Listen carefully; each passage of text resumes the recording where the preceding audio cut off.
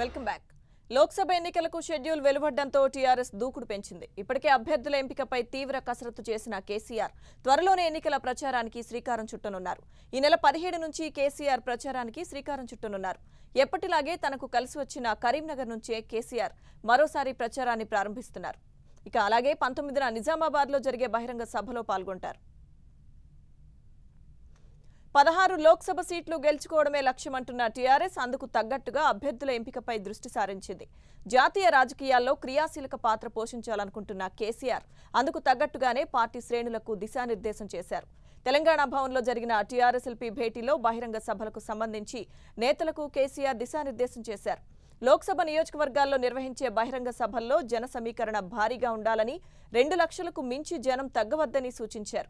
ప్రతి లోక్సభ నియోజకవర్గంలో ఎమ్మెల్యేలు కష్టపడి పనిచేయాలని, అభ్యర్థుల గెలుపు బాధ్యతలను భుజాన వేసుకోవాలని ఆదేశించారు.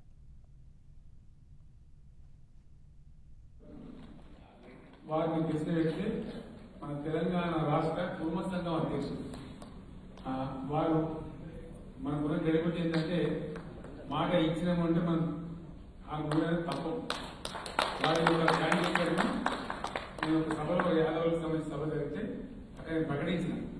అప్పుడు జైపాల్ యాదవ్ నన్ను అడిగింది, నాకు ఇచ్చేది నువ్వు చేయలేదు నేను సీగానే. నోముల నరసింహ గారు కూడా జయశ్రీ కొట్టేంత పనిచేసింది. కానీ నీకు వేరే ఉందని చెప్పిన నేను చెప్పిన ప్రకారం నా మాట తప్పలేదు. ఇద్దరు ఎమ్మెల్యేలు ఇచ్చేసి దాంట్లో మన లింగ యాదవ్ గారు అడిగింది. ఆ రోజు నేనేం చెప్పిన అంటే ఇద్దరు యాదవ్ సోదరులు ఉల్లా కుటుంబం మాకు తేడా ఉండదు, మేమంతా ఉల్ల కాపులు అనుకుంటాం. ఇద్దరు యాదవ్ సోదరులకు మాత్రం గౌరవించుకుంటాం. ఒక యాదవ్కు ఖచ్చితంగా ఒకటి నెరవేర్చుకున్న వాగ్దానం లింగ యాదవ్ గారిని మనం అక్కడ రాజ్యసభ గెలిపించుకున్నాం. ఇప్పుడు మీరు ఎక్క మల్లేశ్వర గారిని ఎమ్మెల్సీ గెలవబోతున్నారు కానీ మీరు దొరుకుతుంది. కాబట్టి మీరు ఎక్క మల్లేశ్వర గారు కుటుంబ సంఘం నాయకులు, మన పార్టీ కూడా చేయడానికి చాలా లాంగ్ బ్యాకే. ఇప్పుడు కూడా ఆల్ ఇండియా కుటుంబ సంఘంలో ప్రధాన కార్యదర్శి ఉన్నారు, మన రాష్ట్రానికి కుటుంబ సంఘం అధ్యక్షులు ఉన్నారు. వాళ్ళు చాలా సేవలు చేశారు, సోషల్ సర్వీస్ కూడా బాగా చేస్తారు. హాస్టల్ నడుపుతారు, స్కూల్ నడుపుతారు, కుమారదేవి దేవస్థానంలో చాలా పెద్ద ధర్మచారులు కట్టించారు. వారికి చాలా అన్ని జిల్లాలో పరిచయాలని మీ నియోజకవర్గాల్లో పార్లమెంట్ లో మీరు ఎక్కడ రమ్మన్నా కుటుంబ కనుక మీరు పాపులేషన్ అయితే వచ్చి దాన్ని చాలా సాయం చేయగలుగుతారు. మిత్రపక్షం ఎంఐఎంతో కలిసి లోక్సభ ఎన్నికలను టీఆర్ఎస్ క్లీన్ స్వీప్ చేయాల్సిందేనని కేసీఆర్ స్పష్టం చేశారు. ఇక మంగళవారం జరగబోయే ఎమ్మెల్సీ ఎన్నికల కోసం ఎమ్మెల్యేలకు సూచనలు చేసిన కేసీఆర్ మాక్ పోలింగ్ నిర్వహించారు.